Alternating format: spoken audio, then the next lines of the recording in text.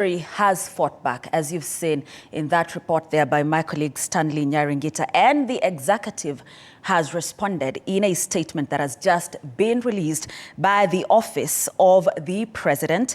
It is titled "Just for the Record," and I shall read it out for you. Hear me out, okay? So it reads, "The Law Society of Kenya has today purported to advise President William Ruto on constitutionalism and specifically the independence of the judiciary. They need not."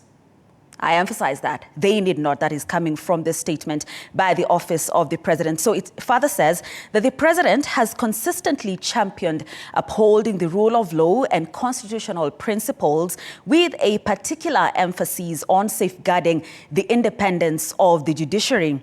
This commitment has been evident through his unwavering respect for and compliance with recent court orders, notably those pertaining to the government's affordable housing program.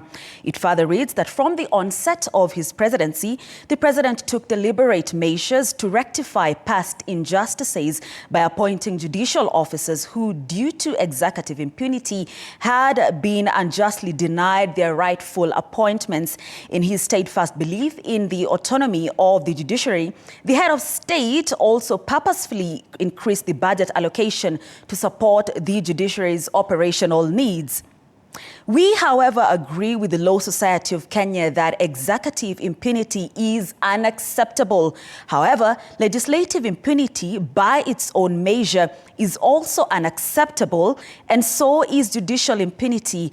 As a believer in the Constitution, President Ruto recognizes the imperative to lead by example in defending our constitutional values. This includes shielding innocent citizens from judicial misconduct perpetrated by corrupt officers colluding with vested interests. Corruption, whether within the judiciary, the executive, or the legislature, and indeed among the general public, must not find refuge behind the shield of judicial independence. It is our duty to expose and hold accountable those who engage in corrupt practices, whoever they may be and wherever they are.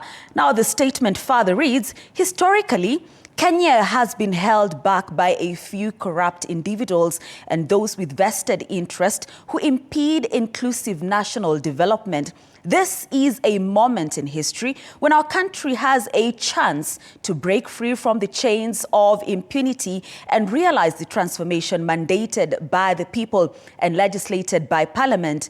This can only be achieved by countering the influence of vested interests and corrupt judicial officers.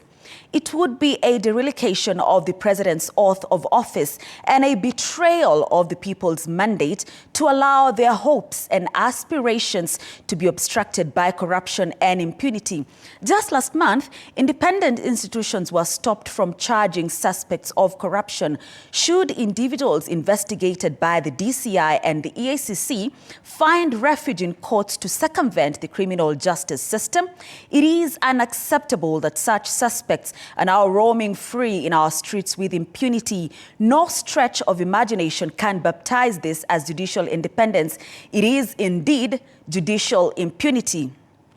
The statement further reads, "Shall we tolerate the plight of millions of young people languishing in unemployment? Shall millions of Kenyans persist in enduring impoverishment due to exorbitant medical bills and the loss of loved ones, lacking access to universal health coverage? Shall millions of our fellow citizens continue living in squalor with 7 million Kenyans residing in slums?"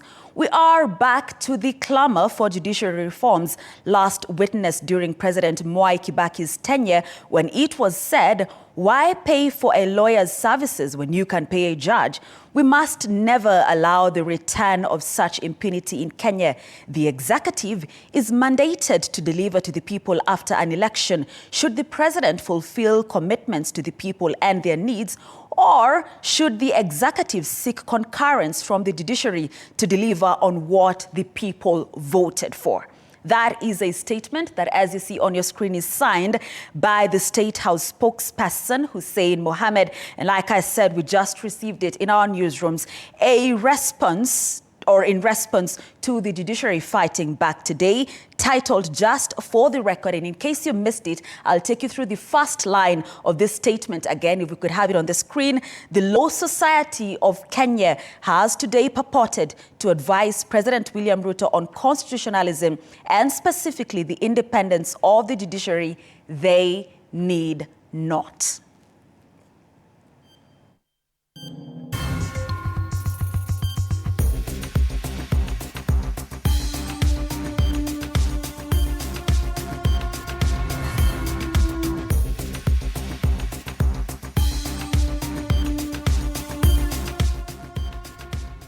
That right there is news just in from the Executive Office of the President setting the record straight.